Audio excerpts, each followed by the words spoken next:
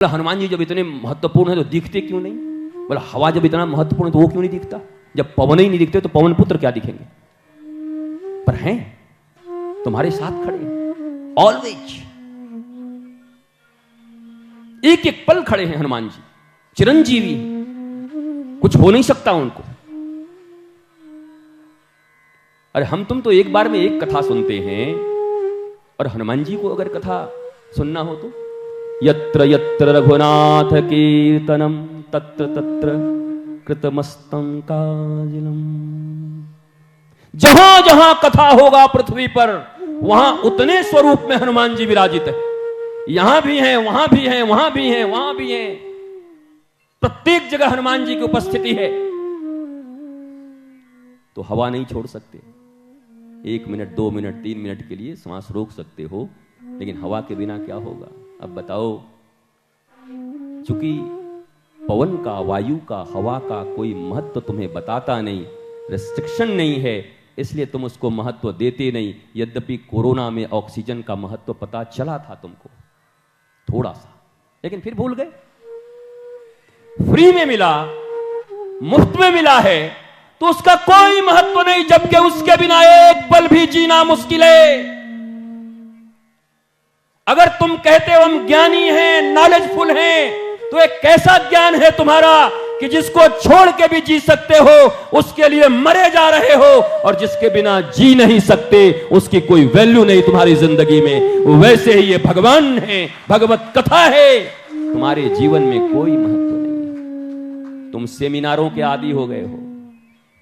आगे 2 ठो बिस्लेरी का बॉटल, सेमिनार जीवी भारत और ग्लोबलाइजेशन, वार्मिंग, ये वो, बस सेमिनार कर रहे। अरे भैया, किसको सेमिनार सिखा रहे हो?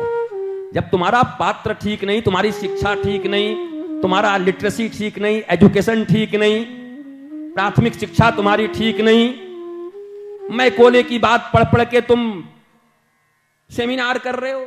सेमिनार कहां गए? सेमिनार क्या मिला? बोला पानी पिए, काजू खाए और कॉफी पी के आ गए।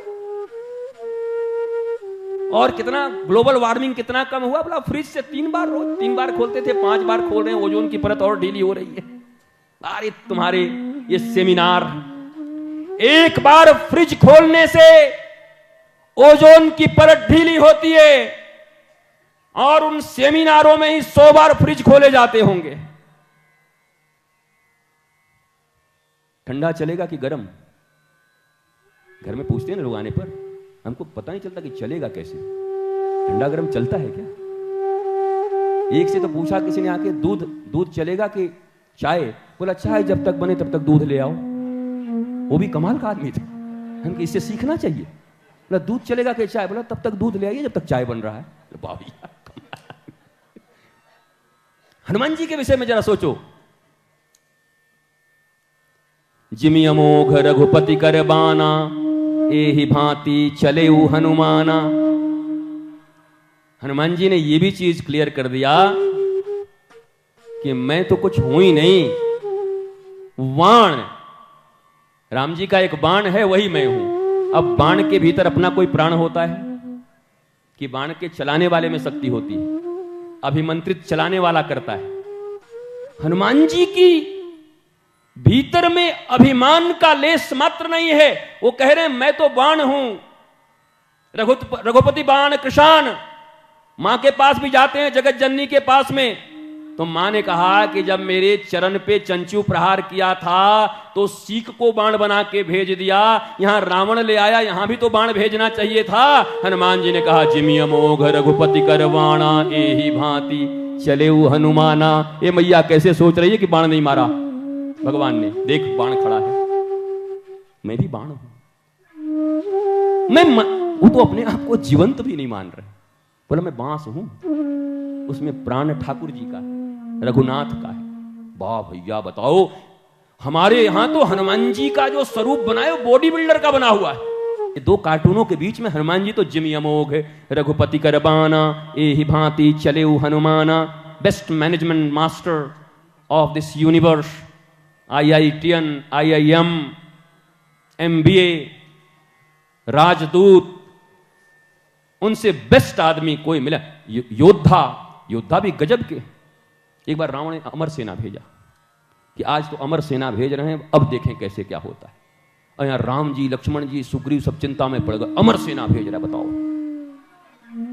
अब कैसे होगा। तो अमर सेना आए तो भगवान ने कहा हनुमान जी पे छोड़ दो, क्योंकि हनुमान जी भी अमर है, अमर को अमर से भिड़ने दो। अजर अमर सुत गुण निधि हो हूं, वो लोग तो केवल अमर हैं। और जानकी जी ने उनको अजर भी होने को कहा। अजर मतलब बूढ़े भी नहीं होंगे, अजर जरा जिनको नहीं आती। हालांकि एक दृष्टांत में बूढ़े बन करके अर्जुन के बल को मापने के लिए अपना पूंछ रख दिया था, पर हनुमान जी बूढ़े नहीं हैं। अजर अमर सुत गुण निधि हो, जहां जरा भी नहीं है और अमरता है। अब अमर सेना भेज दिया रावण ने, अमर सेना आई। हनुमान जी ने कहा हम लड़ लेंगे, चिंता की कोई बात नहीं। और जब सेना सामने आया तो हनुमान जी चुप। लक्ष्मण जी लड़ो, कल बोल रहे थे लड़ेंगे लड़ेंगे, लड़ी नहीं रहे। अरे बोला लड़के क्या करेंगे, तो अमर है। बोला तो कल क्या बोल रहे थे, अमर तो कल भी पता था आपको।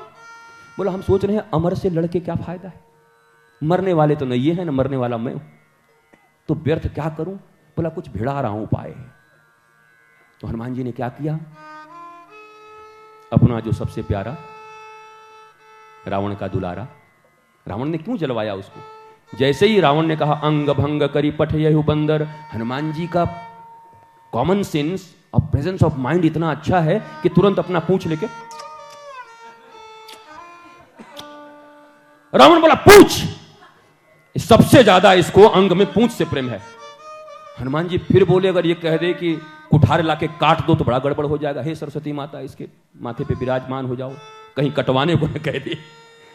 तो आगे जो चौपाई है, मुझे चौपाइयां याद नहीं रहती, आप चौपाई पढ़ना। हनुमान जी कहते हैं कि आज सरस्वती जी मेरे ऊपर, सरस्वती जी ने बड़ी कृपा कर दी कि काटने को नहीं कहा, कम से कम जलाने को कहा। उसके बाद तो घी तेल जितना था फिर तो मामला बन ही गया उसका।